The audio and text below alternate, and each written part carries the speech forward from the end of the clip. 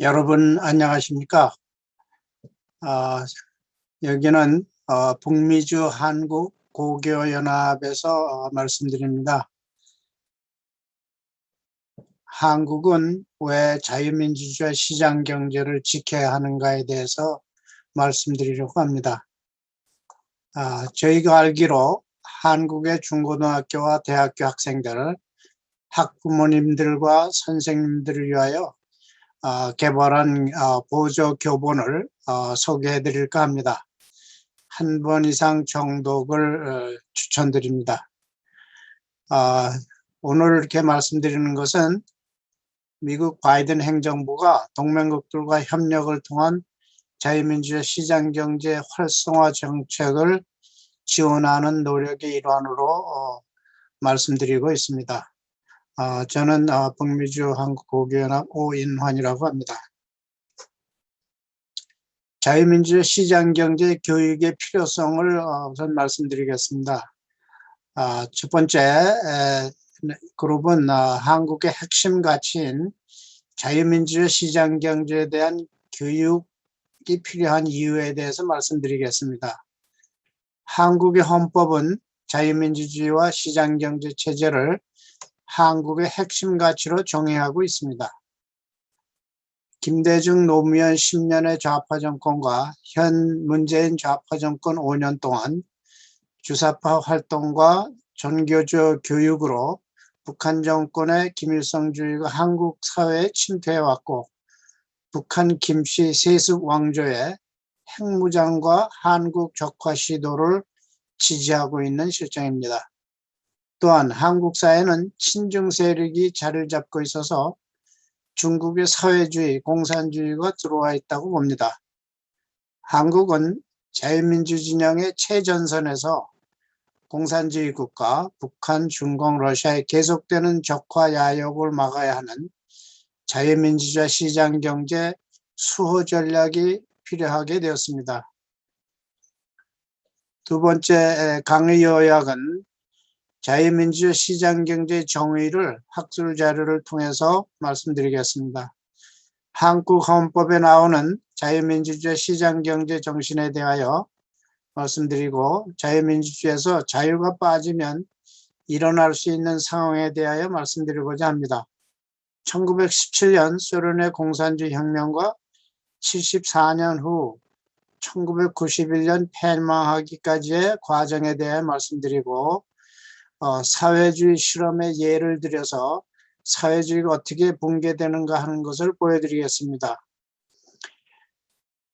사회주의 혹은 공산주의는 같이 살자고 하면서도 같이 못 사는 나라로 전락합니다.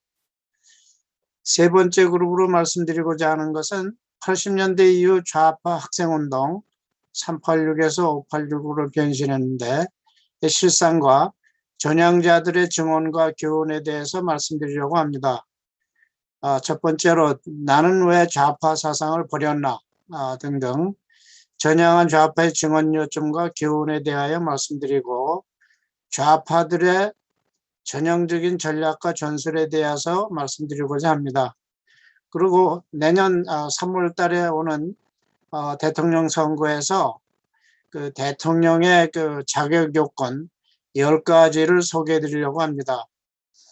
예, 오늘 1시간가량 이제 발표해 드리는 거는 모두가 다 인터넷 등에서 다 오픈 소스로 되어 있는 것을 발췌한 것입니다. 그 교육 강좌의 배경을 보면은 첫 번째로 우리가 주목해야 될 것이 한반도의 지정학적 환경이라는 겁니다. 잘 아시는 바와 같이 한반도는 대륙 세력, 북한, 중국, 중공, 러시아와 해양 세력, 한국, 일본, 미국, 서유럽이 충돌하는 지역입니다. 예를 들면 임진왜란 때 명나라 군대와 일본군이 한반도에 동시에 주둔했던 사실이 있습니다. 청일전쟁이 일어났습니다. 러일전쟁도 일어났습니다. 그리고 2차 대전 후에 양대 세력에 의해서 한반도는 북위 38도선에서 남과 북으로 분단되었죠. 근데 여기에 많은 사람들이 혼동하고 있는 게 있고, 또 좌파들이 아주 이상하게 해석해서 말하는데 실제 배경은 이렇습니다.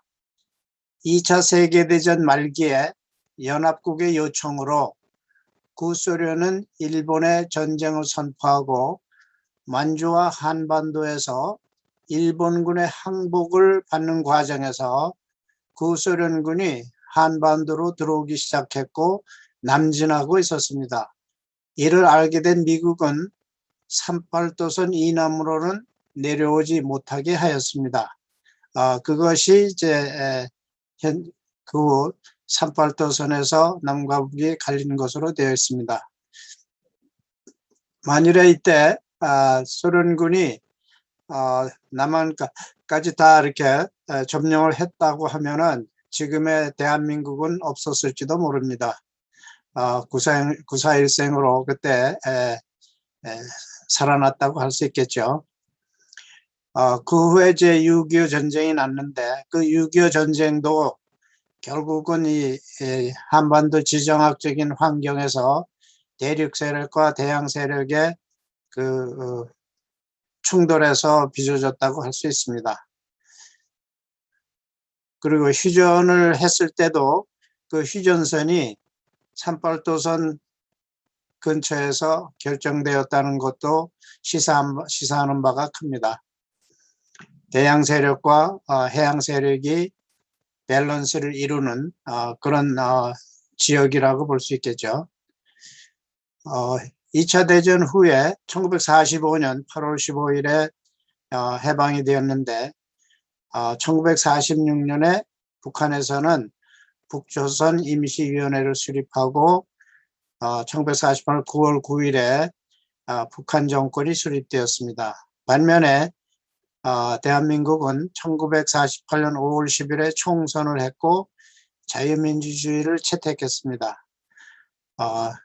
그리고 1948년 8월 15일에 한국 정부가 수립되었습니다. 이때 유엔이 인정한 유일한 합법 정부로 출발을 했습니다. 이러한 배경으로 볼 때 우리 한국인들은 한반도가 처한 지정학과 국제정치를 잘 알아야 하고 한미동맹을 활용하여 국력을 키워야 하며 동시에 국제공산주의, 북한, 중공, 러시아를 경계하고 막아내야 합니다. 앞서 말씀드린 대로 대한민국은 유엔이 인정한 한반도의 유일한 합법 정부로 시작했습니다. 1948년 12월 12일 UNGA Resolution 152로 승인되었던 것입니다. 유엔군으로는 전투병이 16개국에서 파병이 되었고 비전투병 참전국은 더 많았습니다. 그리고 1954년 11월 18일자로 한미 군사동맹이 체결되는데 이는 초대 이승만 대통령의 끈질긴 노력으로 성사되었었고 그것이 지금까지도 한미 간 상호 안보에 크게 기여하고 있습니다. 유엔군 사령부를 설치했고 한미연합사령부도 설치했고 대한민국은 유엔 가입은 물론 OECD 경제공동체에도 가입을 했습니다. 대한민국은 세계 10대권 경제 강국으로 성장하였습니다.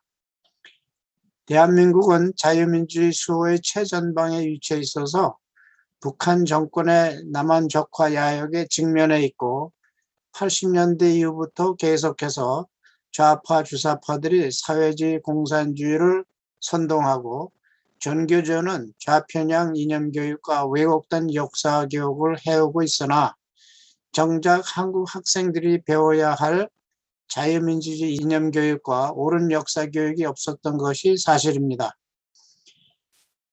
저희 북미주 고교연합에서는 이 사실을 직시하고 오늘의 이 프로그램을 소개해드리게 되었습니다. 역대 미국 정부는 한반도에서 한국과 동맹들과 협력하여 대륙 세력, 북한, 중공, 러시아 이 공산화 야욕을 저지하는 정책을 강력하게 실행하고 있습니다. 이렇게 어렵게 이룬 성공한 대한민국을 586 좌파 정권은 이적 행위를 하며 북한 정권의 한국 적화 시도를 돕고 있는 양상입니다.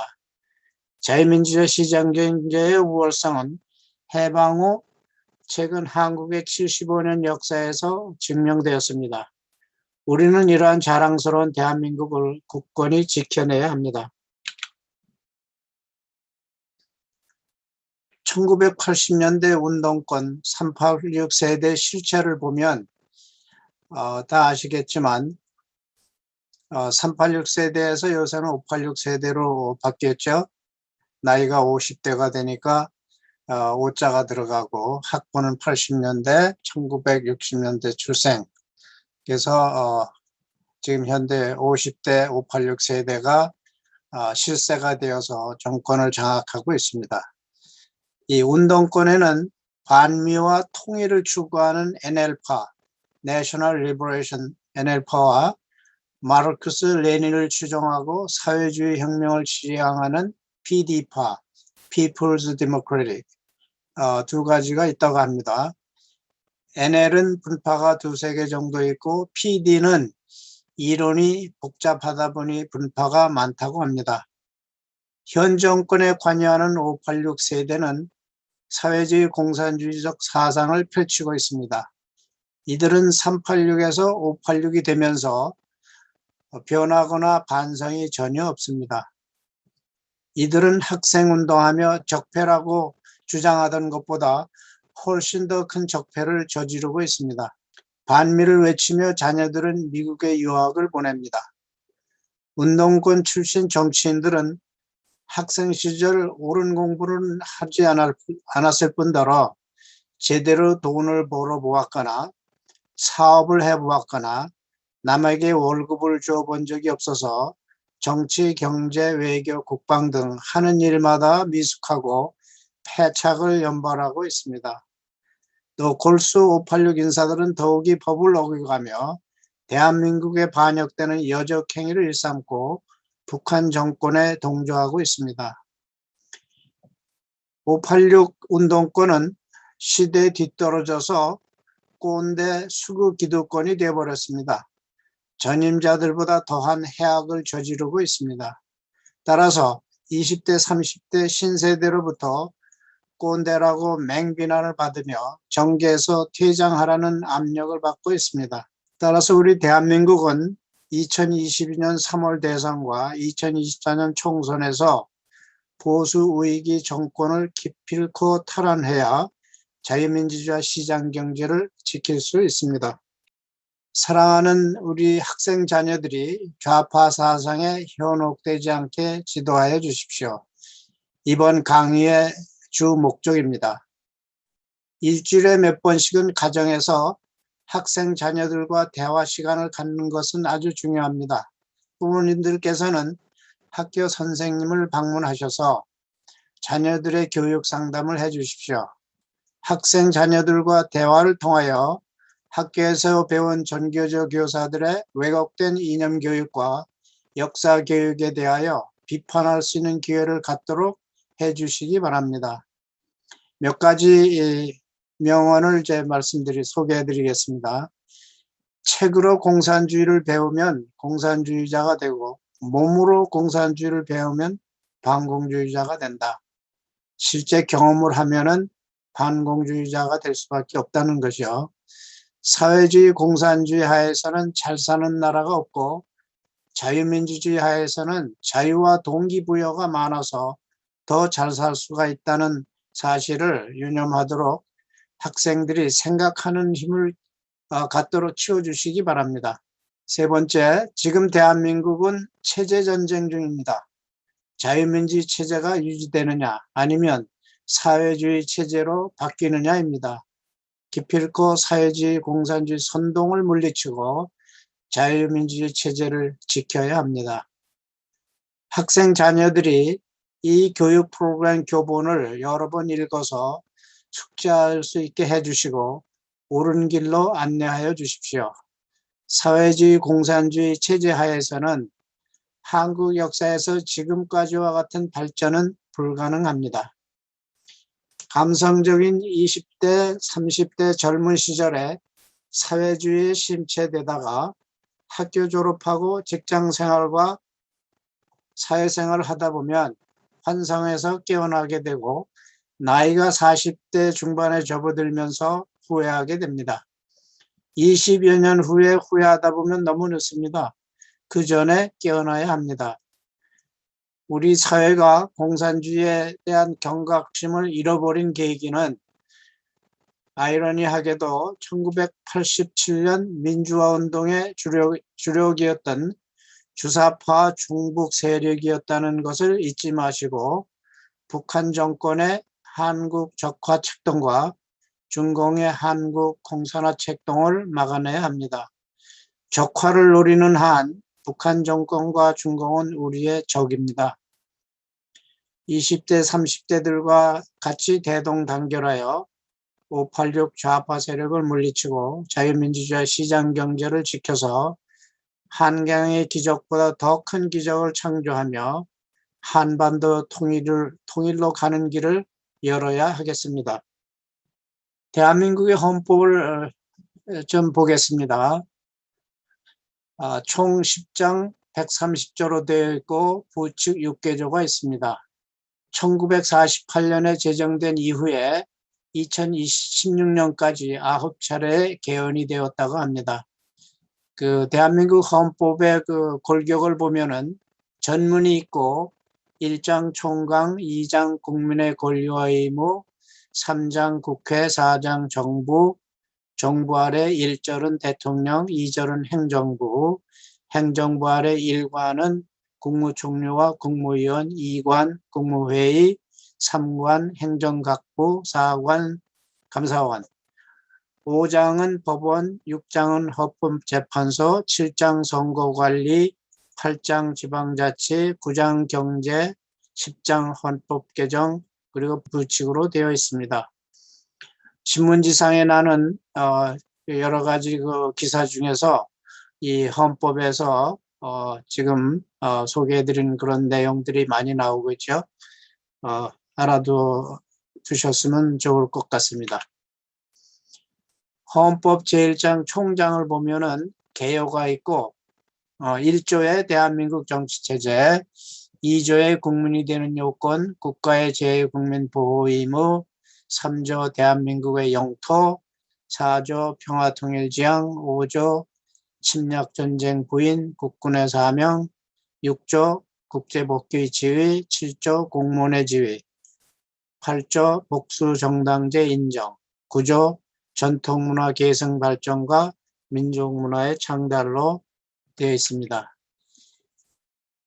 여기 헌법 전문을 소개해드리고 있는데 주 목적은 이 헌법 전문 안에 인용된 자유민주적 기본질서를 소개해드리려고 했습니다. 여기 보면은 밑줄 친 부분에 자율과 조화를 바탕으로 자유민주적 기본질서를 더욱 확고히 하여 등으로 되어 있습니다. 후에 자세히 또 읽어주시기 바랍니다. 제1조 대한민국의 정치체제를 보면은 1항에 대한민국은 민주공화국이다라고 되어 있고 2항에는 대한민국의 주권은 국민에게 있고 모든 권력은 국민으로부터 나온다. 이렇게 되어 있죠. 그 민주공화국이라 하면 Democratic Republic이라 하고 엄격한 의미로는 민주주의와 공화제를 모두 다 실시하고 있는 국가를 의미한다고 합니다. 반면에 공화제라고 하면 주권이 국민에게 있는 정치체제를 의미합니다. 제3조는 대한민국의 영토는 한반도 그 부속도서로 한다. 다시 말해서 북한도 대한민국의 헌법에 의하면 북한도 대한민국의 영토로 되어 있습니다. 제4조 평화통일지향에서도 자유민주적 기본질서를 주장하고 있습니다. 제5조 침략전쟁 부인 국군의 사명 등으로 되어 있고요. 그러면 자유주의란 무엇인가? 영어로 liberalism이라고 하는데 개인의 인격의 존엄성을 인정하며 타인에게 피해를 주지 않는 범위 내에서 개인의 경제적, 사회적 활동의 자유를 보장하려는 정치적 사상이다. 자유를 최상의 정치, 사회적 가치로 삼는 사회 철학적 이념이라고 되어 있습니다. 대한민국 헌법은 이 자유주의를 채택하여 한 것입니다. 그 자유주의는 서구 계몽주의 시대부터 기원을 두고 있고, 밑에 그 밑줄 친 부분을 보시면 역사적으로 자유주의는 자유를 보장하는 수단으로 의회, 행정부, 권력 분립을 점진적으로 도입 발전시키면서 민주주의를 채택했고, 권력 분립을 통한 자유의 지속적 신장을 목표로 하는 운동에 영향을 주었다고 합니다. 그러면 자유는 왜 중요한가? 모든 인간은 태어나면서부터 자유롭고 평등한 권리를 가진다. 이 천부인권 사상은 로크와 루소가 주창했으며 미국 독립선언과 프랑스 인권선언에 영향을 줬다고 합니다. 로크와 루소는 정치사상가로 이러한 아주 훌륭한 주창을 했었습니다. 자유라 함은 타인으로부터 지배받지 아니하고 자율적으로 생각하고 행동하는 자유와 타인으로부터 지배받지 않음을 의미합니다. 자유와 평등은 인간 모두에게 소중하나 자유가 평등을 우선한다. 롤즈라고 하는 정치사상가가 설파했습니다. 평등을 우선시했던 나라들의 실패는 러시아 볼셰비키 혁명, 히틀러의 국가사회주의, 중국의 마오이즘, 베네수엘라가 있습니다. 더 자유로운 나라일수록 더 잘 살고 자유가 없는 공산국가 치고 잘 사는 나라가 없다. 최광전 복지부 장관님의 말씀입니다. 대한민국 국민들은 건국 이래 대체로 자유롭게 살아왔기 때문에 자유의 중요성을 깨닫지 못하고 살아왔던 게 사실입니다. 자유가 없는 공정, 평등, 정의는 허구이고 허상입니다.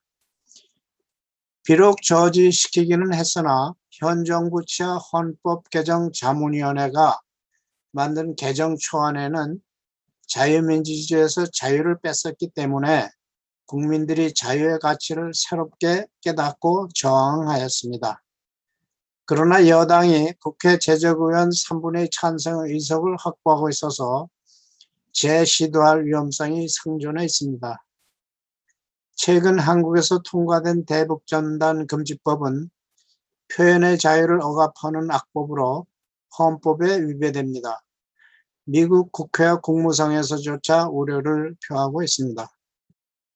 자유민주주의에 대해서 그 정의와 내용을 말씀드리면 레리 다이아몬드라고 하는 교수는 자유민주주의와 입헌적 자유주의의 결합으로 보면서 아래 11가지 요소들을 들고 있습니다. 첫째, 법치주의. 두 번째, 문민통제. 세 번째, 다원주의. 네 번째, 개개인에게 실질적인 양심의 자유, 사상의 자유, 의견의 자유, 토론의 자유, 표현의 자유, 출판의 자유, 결사의 자유, 평화적인 집회의 자유, 청원의 자유 등이 보장되어야 한다. 다섯 번째, 열린 사회. 여섯 번째, 권력 분립. 일곱 번째, 국민의 자유는 독립되고 평등한 법 적용을 하는 사법부에 의하여 효과적으로 보장되어야 한다. 사법부의 결정은 존중받고 공권력에 의하여 강제될 수 있어야 한다. 여덟 번째, 국민은 법 앞에 정치적으로 평등하다. 아홉 번째, 사회적 소수자는 억압받지 아니한다. 인권의 평등. 열 번째, 법의 지배 원리. 국민들의 인권을 보장해야 한다. 시민권. 11번째, 헌법의 최고 규범성이 보장되어야 한다. 그러면 자유가 없는 민주주의는 어떻게 될까요? 자유민주주의에서 자유가 빠지면 자유 대신에 사회, 인민, 참여, 복지 등등 다양한 수식어가 가능해집니다. 자유가 없는 민주주의는 시민에게서 자유를 박탈하고 억압을 확대하는 무자비한 반민주주의 독재의 가면입니다. 자유민주주의가 대한민국의 정체성을 확고하게 정의합니다. 자유를 지키기 위해서는 권력을 통제해야 합니다. 자유주의와 민주주의의 결합 원리로서 자유민주주의에서는 자유화가 민주화에 선행하고 민주화를 주동한다. 민주화를 요구한다, 추구한다로 이제 뜻이 되겠죠. 그래서 자유가 빠지면 인민민주주의, 민중민주주의 혹은 통제주의로 가게 되는 길이 열리게 됩니다. 앞에서 언급한 바와 같이 자유는 평등에 우선하고 평등을 주동한다. 자유가 없는 공정평등 정의는 허구이며 허상에 불과하다는 것을 우리는 명심해야 합니다. 사회주의적 평등의 뼈아픈 결과를 보면은 앞서 말씀드린 대로 자유보다 평등을 우선시했던 나라들의 실패는 러시아의 볼셰비키 혁명에서 보았고 히틀러의 사회주의에서 보았으며 중국의 마오이즘과 베네수엘라에서도 보았습니다. 대부분의 지식인들조차도 경쟁을 죄악시하는 인기영합식 사회주의적 평등 논리가 당장 배 아픈 사람들을 위로할 수 있겠지만 결국 국가 경제가 거들나고 모두가 배고픈 사람들이 된다는 사실을 알고 있습니다. 내 것에 대한 소유권을 빼앗아갔기 때문에 일에 대한 의욕이 없어지고 생산력이 저하되고 맙니다. 친북, 친중, 반미, 반일의 길을 걸으며 자유민주주의 시장경제 체제를 흔들어도 대깨문들은 상관하지 않는다. 슬픈 일입니다. 시장경제에 대한 대한민국의 헌법은 어떻게 정의하고 있는가를 소개해 드리겠습니다. 13조에 보면은 모든 국민은 소급 입법에 의하여 참정권의 제한을 받거나 재산권을 박탈당하지 아니한다고 되어 있습니다. 23조에는 모든 국민의 재산권은 보장된다. 그 내용과 한계는 법률로 정한다. 119조 대한민국의 경제 질서는 개인과 기업의 경제상의 자유와 창의를 존중함을 기본으로 한다. 두 번째, 국가는 균형 있는 국민 경제의 성장 및 안정과 적정한 소득의 분배를 유지하고 시장의 지배와 경제력의 남용을 방지하며 경제 주체 간의 조화를 통한 경제의 민주화를 위하여 경제에 관한 규제와 조정을 할 수 있다. 대한민국의 헌법은 자유시장 경제 질서를 기본으로 하면서 국가 원리를 수용하여 실질적인 자유와 평등을 아울러 달성하려는 것을 근본으로 하고 있다. 1998년에 개정된 헌법입니다. 자본주의 시장경제 질서는 사유재산제도와 경제활동에 대한 사적 자치의 원칙을 기초로 한다. 이는 국민 개개인에게 자유스러운 경제활동을 통하여 생활의 기본적 수요를 스스로 충족시킬 수 있도록 하고 사유재산과 그 처분 및 상속을 보장해 주는 것이 인간의 자유와 창의를 보장하는 지름길이고 궁극에는 인간의 존엄과 가치를 증대시키는 최선의 방법이라는 이상을 배경으로 하고 있습니다. 한마디로 말씀드리면 자유시장 경제라 하면 기업이 국가의 통제를 받지 않고 자유롭게 기업 활동을 하는 것이라고 하겠습니다. 각 경제 주체들이 자기 책임하에 자유로운 영리 활동을 통하여 기본적인 경제 문제를 해결하는 시장 중심의 경제 체제를 의미한다. 개인의 자유와 사유재산에 대한 권리를 중요한 요소로 하며 시장의 공급과 수요를 통해 결정되는 가격을 중심으로 거래가 이루어지게 된다. 아담 스미스가 주장했던 보이지 않는 손해 효과가 극대화되는 점이 대표적인 장점이다. 정부의 개입이 최소화되면서 경제적 선순실이 최소화된다. 자유로운 시장이 형성되면 최적의 가격이 형성되며 사회적 잉여, 공급자 잉여 플러스 소비자 잉여가 극대화된다. 이런 장점들 덕분에 많은 경제학자들이 시장경제 체제를 지지하고 있습니다. 그 자유로운 영리 활동이 가능하기 때문에 다음과 같은 현상이 보다 잘 나타나고 있습니다. 생산의 효율성, 대체제의 발명, 자본시장이 형성되고 교육시장이 발달하며 상품의 질이 보장되고 직업 선택의 자유가 생기며 평화체제 형성이 가능해집니다. 이러한 장점들이 결과적으로 보면은 이 시장 경제는 빈곤 퇴치에 가장 효과적입니다. 예를 들면 인도, 중국 등에서 그랬고 북한의 장마당은 제한된 효과지만은 효과를 보고 있습니다. 경제 및 정치 체제의 형성과 시대적 배경을 간략하게 말씀드리면 민주주의는 18세기 미국과 프랑스에서 시작되고 그 배경은 미국의 독립선언과 프랑스의 봉건제도를 타파하는 그 프랑스 혁명에서 배경을 갖고 있습니다. 마르크스주의는 1840년대 마르크스와 엥겔스가 시작을 했고 자본가의 노동자 간의 계급 투쟁을 이제 일으켰던 그런 주의입니다. 사회주의는 19세기 사상가 1951년 프랑크푸르트 선언 등에서 시작됐고 개인주의를 사회주의로 대체하는 노력을 했다는 것입니다. 공산주의는 20세기 초 소련 레닌을 필두로 해서 시작되었죠. 사유재산을 공동소유제도로 바꿔버렸습니다. 정치체제를 비교하면 자본주의가 있는가 하면 사회주의, 공산주의가 있고 정치체제를 비교하면 민주주의가 있는가 하면 전체주의가 있습니다. 자유민주주의, 자본주의의 특징을 보면은 아래와 같습니다. 구분하는 기준은 자유와 재산권을 누가 소유하고 있느냐, 또 누가 관리하느냐, 두 기준에 의해서 결정된다고 합니다. 자유민주주의, 자본주의는 자유와 재산권이 개인 소유이고 개인이 관리합니다. 철저하게 개인이 소유하고 개인이 관리를 하죠. 반면에 공산주의는 자유와 재산권이 국가 혹은 당의 소유이고 국가 혹은 당이 관리를 합니다. 반면에 사회주의는 자유와 재산권이 국가 혹은 당이 소유하고 개인이 관리합니다.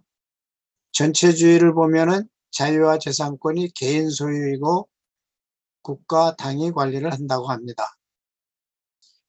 자본주의, 사회주의의 지향점을 보면은 아래와 같습니다. 자본주의는 자유, 개인이익, 사유, 민영, 시장경제. 사회주의를 보면은 평등, 사회이익, 공유, 공영, 계획경제를 주장을 합니다. 근데 여기서 우리가 주의해야 될 것이 사회주의 이상은 현실에서 괴리가 발생한다는 사실을 유념해야 하셔야 합니다.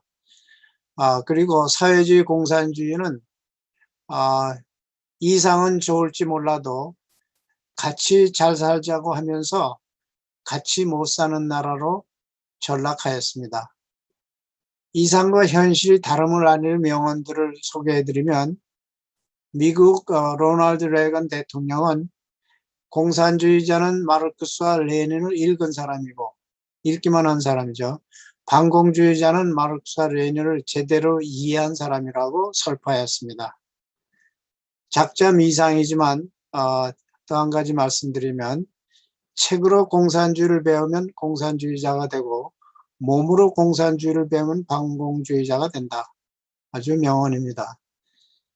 사회주의, 공산주의는 같이 잘 살자고 하면서 같이 못 사는 나라로 전락한다. 그 배경을 이렇게 들여다보면은 원인이 말이죠. 소수의 공산주의 리더들이 탈취를 일삼는다고 합니다.